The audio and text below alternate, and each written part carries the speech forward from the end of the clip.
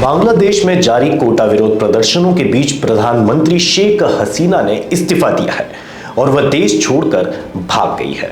हसीना का इस्तीफा ऐसे समय में आया है जब हजारों प्रदर्शनकारी राजधानी ढाका की सड़कों पर उतर आए हैं।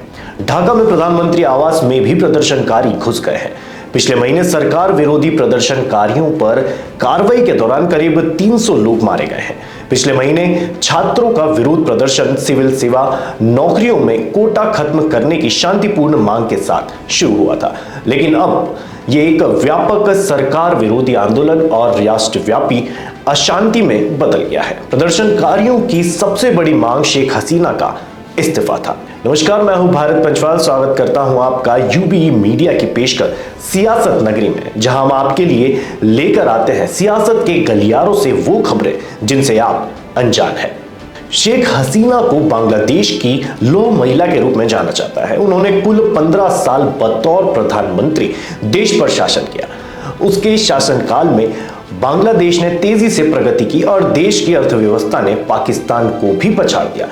शेख हसीना ने प्रधानमंत्री बनने के बाद से देश में कट्टरपंथ को कम किया और देश को विकास के रास्ते पर लेकर आए। उन्होंने दुनिया के हर उस देश से मदद ली जिसकी उनके देश को जरूरत थी।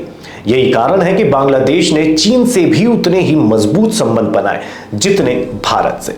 हसीना के शुरुआती कार्यकालों में बांग्लादेश के अमेरिका से भी रिश्ते काफी मजबूत थे, लेकिन वे समय के साथ कमजोर होते चले गए।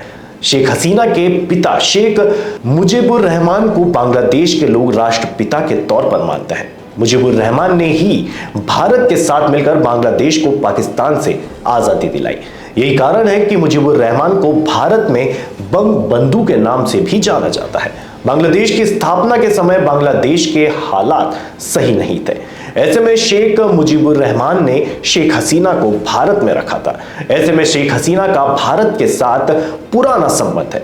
शेख हसीना के बचपन से लेकर पढ़ाई लिखाई सब भारत में ही हुई है। शेख हसीना अपने खिलाफ उठने वाली विरोध की हर आवाज को कुचलने में माहिर थी। उन्होंने सत्ता में आते ही विपक्षी बांग्लादेशी नेशनलिस्ट पार्टी और जमाते इस्लामी पर शिकंजा कसना शुरू कर दिया।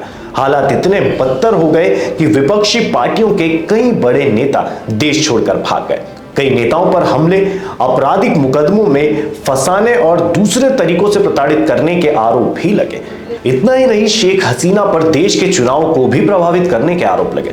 इस कारण मुख्य विपक्षी पार्टी बीएनपी ने तो चुनाव लड़ने से ही इनकार कर दिया।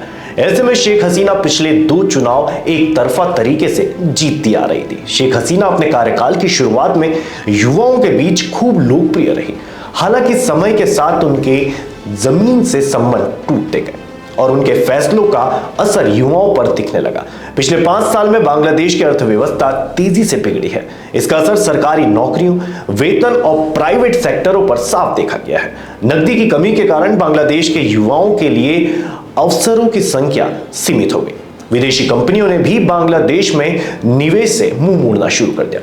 इस बीच शेख हसीना ने अपने वोट बैंक को मजबूत करने के लिए सरकारी नौकरियों में बांग्लादेश मुक्ति संग्राम में हिस्सा लेने वालों के बच्चों को आरक्षण का ऐलान कर दिया। इस फैसले ने युवाओं के गुस्से को भड़का दिया, जिसे शेख हसीना ने कमतर समझने की भूल कर दी। तो ये थी हमारी आज की खास खबर, और आपको ये कैसी लगी अपने विचार साझा करें। वीडियो को लाइक करें, शेयर करें, साथ ही चैनल को सब्सक्राइब करें। सियासत नगरी लाता रहेगा ऐसी ही सियासती खबरें। तब तक के लिए धन्यवाद।